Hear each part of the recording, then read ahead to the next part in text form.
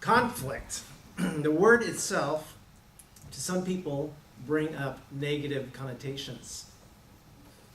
Maybe you've had a friend, a relative, coworker, or boss where you had conflict. Madam Toastmaster, fellow Toastmasters, and honored guest. I'll be giving you some tools today that you can use to resolve conflict in your life and reduce stress when you have conflict. What's the most natural thing to do when you're in conflict? Right. Fight or flight. But it is important to recognize 6 areas of conflict. And you could probably all relate to these 6 items. First one is complaints or disputes. It's basically when you have a complaint with somebody or a dispute with somebody. You bring up an argument. Differing points of views. You want to keep your point of view and extend that on to somebody else. Contradiction of a person's belief values. This is what I believe, and I think everybody should believe it. Misunderstandings from poor communications. You probably all have suffered from that, which leads us into ineffective management styles. You can get misunderstandings from poor communication from a manager or supervisor. Unclear roles and responsibilities. When it's not clear what your role or responsibility is, sometimes you go over your bounds and that can cause conflict. And the last, which is the most simple, disagreement. I don't really have to say a lot about disagreement. So these conflicts result in defensiveness, being defensive, protecting yourself, fear, anxiety, indifference, I don't care, humiliation, oh boy, betrayal.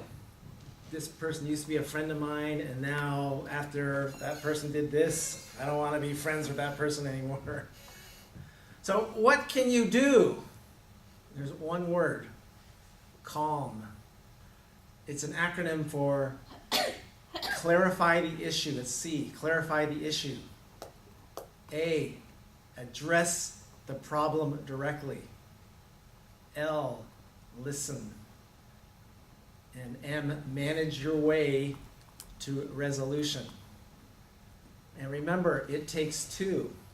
So if the other person is not willing to bring a resolution with you, then what I would suggest is that you figure out what your fault is and go to that person and apologize and then move on. So let's start with clarify. Clarify. If you can identify and write the issue out, then you can actually discuss the issue, right? So ask yourself these questions. What am I feeling? How have I made a contribution to this conflict? How is this situation affecting me? And what would a win-win look like? Win-win means coming to a point where both of you can agree on something. Okay, let's move on to address.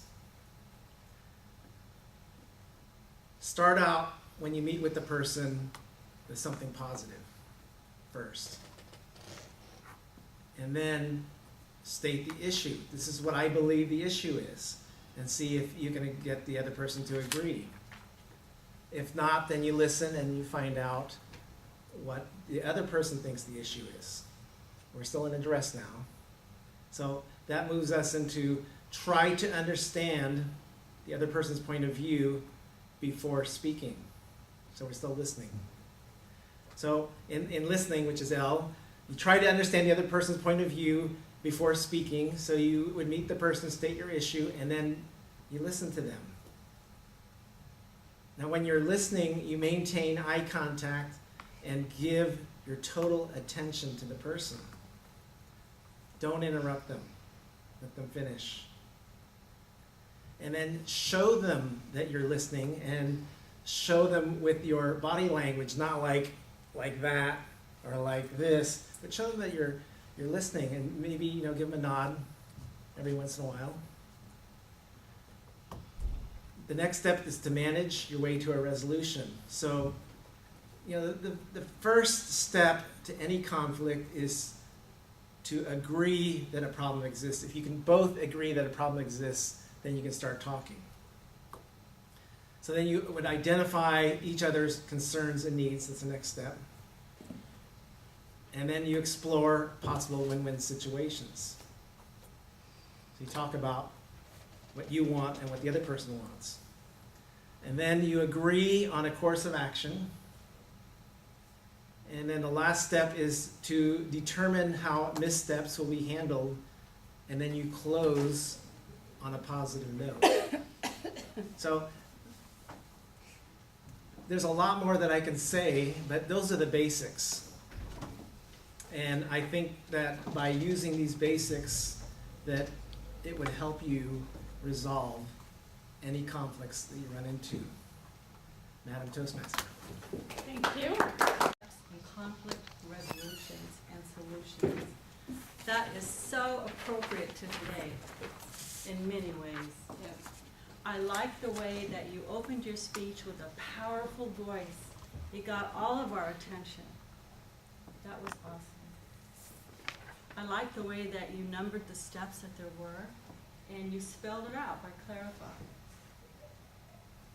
That was awesome as well.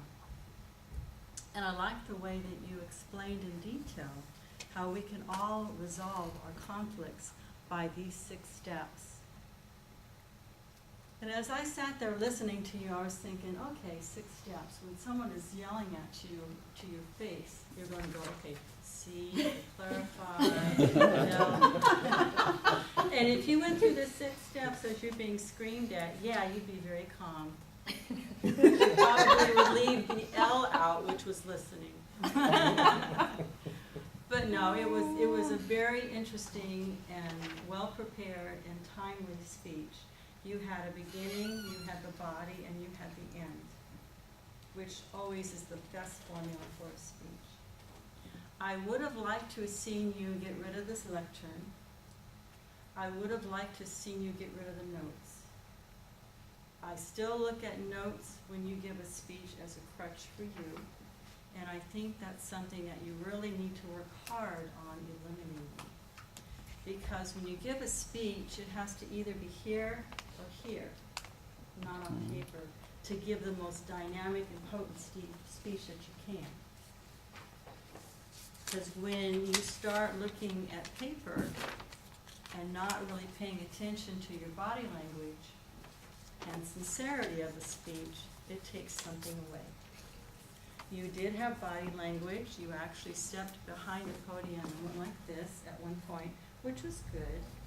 But if you didn't have the lectern, it would have been more dynamic. So continue on the path of these dynamic speeches. Continue on the path with the dynamic voice variation, the body language, and get rid of the lectern, because that's your chain around your ankle. Thank you, Mario.